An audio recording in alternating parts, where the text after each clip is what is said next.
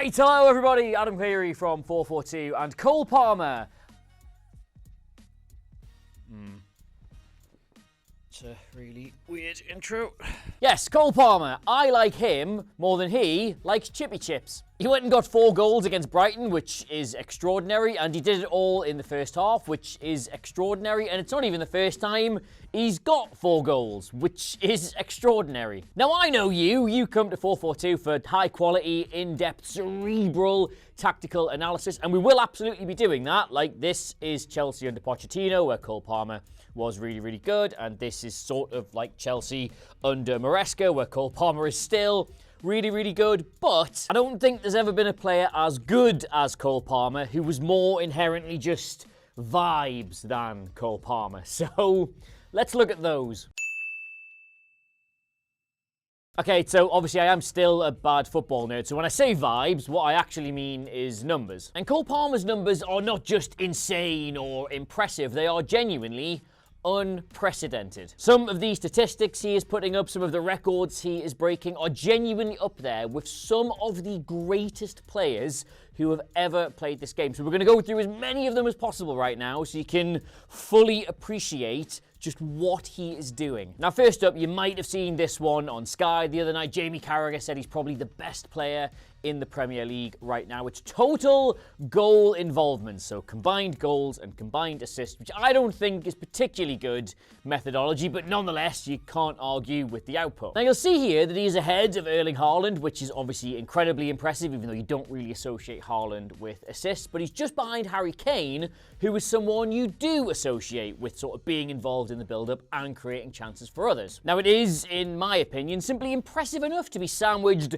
betwixt these 2 players, but let's just have a little think here, right? Manchester City swept all comers aside last season and scored 149 goals in all competitions because they're really, really good. And Bayern Munich, despite obviously suffering from the Harry Kane curse and not winning anything, still created 120 goals last season because they are really, really good. Now, Chelsea fans, I hope you'll permit me a pass to say this because I was really positive about you at the start of last season, and we did loads of videos about how good you were at the end of last season, but in between that, so like the bulk of the last 365 days, you were shit.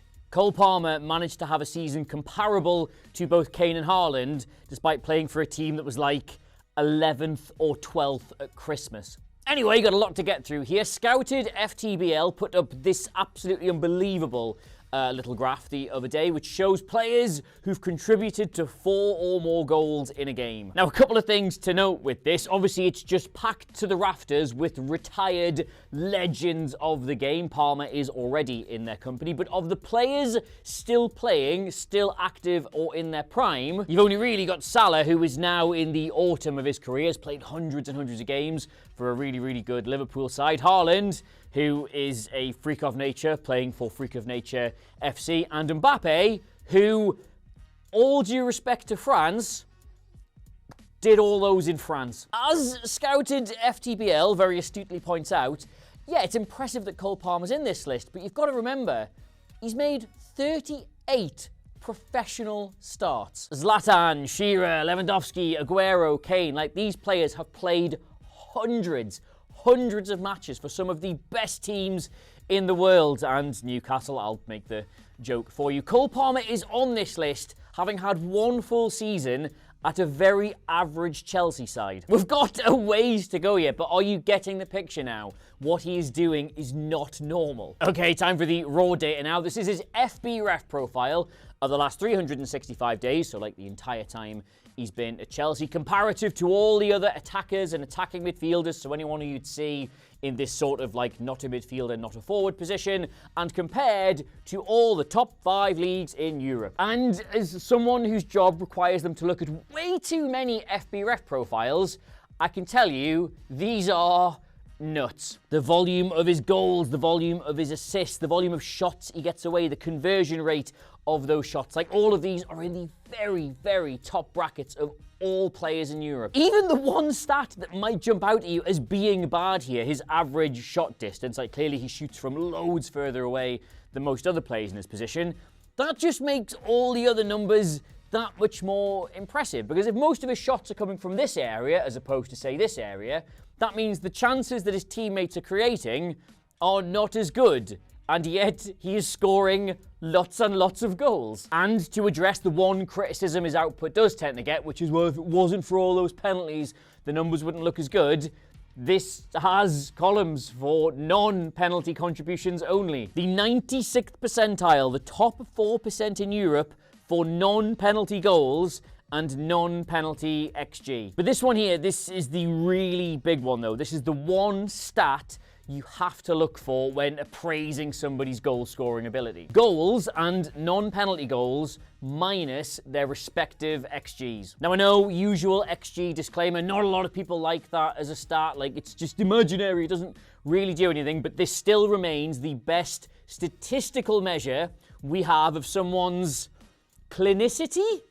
Is that a word? Finishing? Like, how good are they at taking the chance versus how good was the chance? So if you take the made-up imaginary nerd number for the goals you should score and you minus it from the actual goals you should score, you should get 0. So then if you get a negative number, that means you're not getting as many goals as the chances say you should be getting, so you're not a very good finisher. But if you get a positive number, that means you're getting more goals than the chances say you should get, so you are a good finisher. And Cole Palmer is in the top 5% for that measure, which means he's in the top 5% of finishers in Europe. Or just to explain how those numbers translate into real football, right? Plus 0.2 per 90 means that over 5 games, pretty much exactly, Cole Palmer will give you the equivalent of 1 goal out of absolutely nothing. So yes, the numbers say he is a wonderful, wonderful finisher, but he's not even just a finisher, is he? All of his assist stats are amazing. He sees absolutely loads of the ball in possession, so he's making loads of passes. But the main stat here, progressive passes, it isn't just possession for possession's sake, is it? He's constantly trying to move the ball forward. And this is my favourite one, right? 99 percentile for through balls. You can click on it on the FBref website. He is top of that stat. No other attacker in Europe splits the defence, sees more than Cole Palmer did over the last 365 days. He's got the weapons, he's got the vision, he can kill you any way he wants to. Sorry, okay, I'll calm down now. The best thing about this, right, is that even his bad stats are actually good stats. These are his defensive numbers, right? They're really low and red, so they suck, obviously. Cole Palmer, he can't be pressing. Like, he's one of the worst attacking midfielders in Europe for going and getting the ball back, right? Well, yes, in terms of the sheer volume of it, but if we just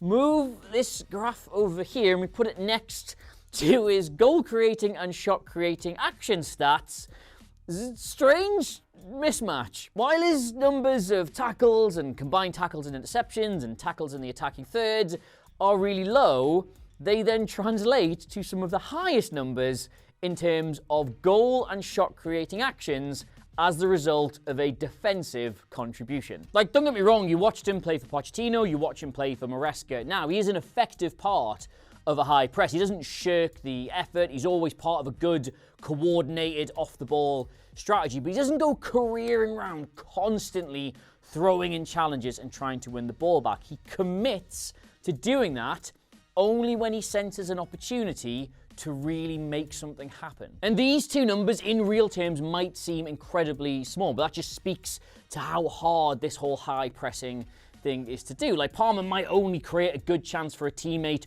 from winning the ball back every 4, 5, or 6 games or something like that, but that still puts him in the top 5% for doing that in Europe. Like, what a weapon. And I mean, hey, while we're still here, goal-creating actions, brackets, live ball, that's how many goals do you create just in open play, so not set pieces, not from specific things, just when you've got the ball, how many goals do you create per 90 minutes? Palmer is second in all of Europe behind, weirdly, Thomas Muller, who isn't bad. Yes, that's your maths lesson over. Those are all of Cole Palmer's numbers and why they make my brain dribble out the side of my ears every time I think about them.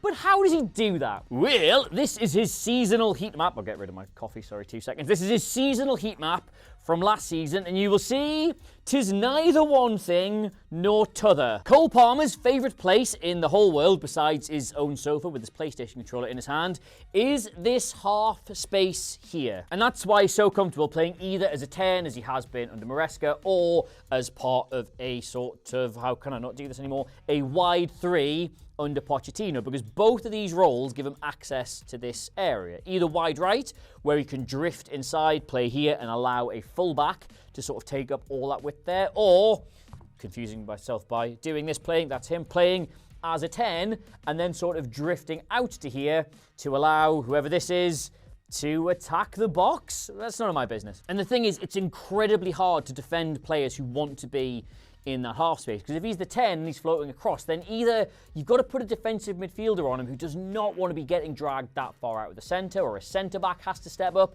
who again doesn't want to be getting dragged that far out of the centre, or you've got to pull a fullback across who will then not be able to attack down the flank. So it causes all kinds of consideration issues. And likewise, if he's starting out on the right and moving into that, the fullback still doesn't want to be getting dragged in there. The centre-back will keep an eye on him, but has to recognise when he's not there and when he is, and that distracts from everything else that's going on. It's a really difficult thing to correctly organise. You normally have to set up an entirely different system, usually with a back 3, just to kind of deal with that. But why, Adam, I'd hear you ask, why does Cole Palmer like being in that position so much? Why doesn't he want to be in the box or like attacking wide? What is it about that he really likes? And the answer, my friend, thank you so much for asking, is incredibly simple. You see, when you combine all the things you can do in this area of the pitch with Cole Palmer's specific skill set, his options on the ball are innumerable. Innumerable.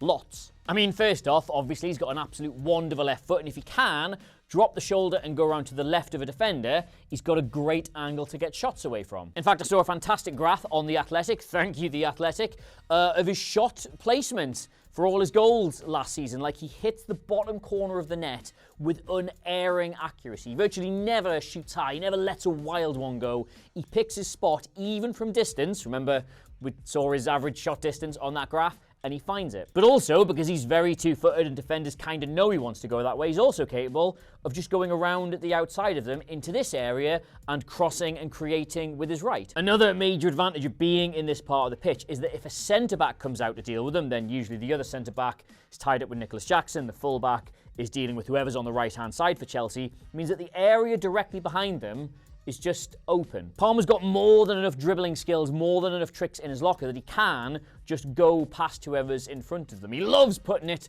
through their legs, and from there, world's his oyster. But what he really likes to do, Cole Palmer, is not actually go past a player. Like, his favourite thing, the thing I like watching him do the most, is just scaring them.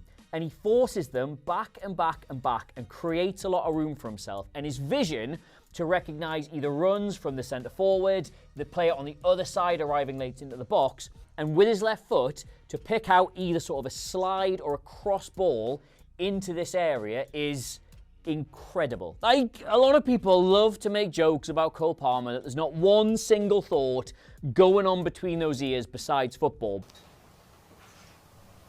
What? But I would argue, if you look at his vision on a football pitch, that might be true, but the level to which he can process and think about football is way beyond anybody. The guy might have one of the biggest brains in Britain. It's just that he's dedicated 200% of his processing power to the art of football, which is why when you look at him in the eyes, you sort of imagine an oompa band gently playing. And of course, when you've got such a big footballing brain at your disposal, you can have quite a lot of fun with that. Like, we're going to do a full proper video on Maresca's Chelsea and how he's changing them and adapting them, and they're doing so well this season. That is in the works, I promise. But as far as it concerns Palmer, he's being used, how can I put this? Very versatilely.